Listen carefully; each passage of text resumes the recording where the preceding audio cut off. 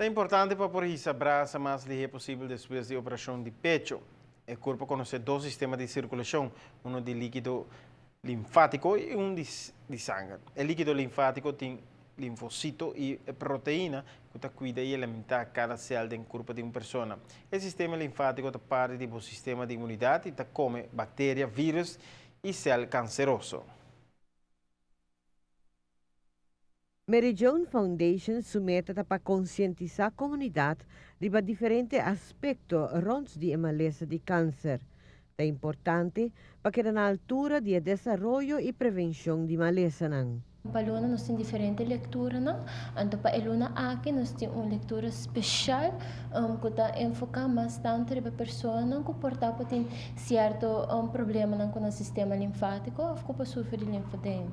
Então, nós temos que tem hobby pessoa que está padecendo disso aqui, em conexão com a operação, o tratamento com a porahase, enquanto com o câncer com a poraia. Mundo a modernizar e tem diferentes aspectos como se tem conta com ele, especialmente riba linfodema depois do tratamento de câncer.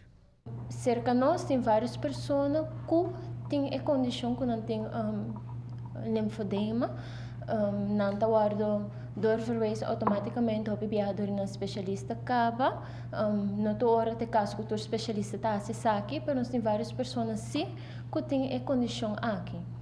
E charla com membro da Mary Joan Foundation da organizando lo enfocar riba e maleza linfodema como que porta possível consequência de tratamento depois de câncer na pecho.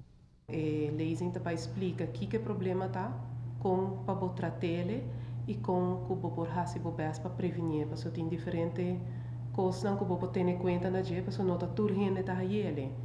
Tem gente que está depois de 3 anos, tem gente que está depois de 10 anos, tem gente que está de viagem depois da operação, bueno por visa. Pero a importância está para a pessoa por sa compartilhar com ele e para não limitar somente demasiado da sua vida diária, porque já não confrontar com situação muito difícil acaba.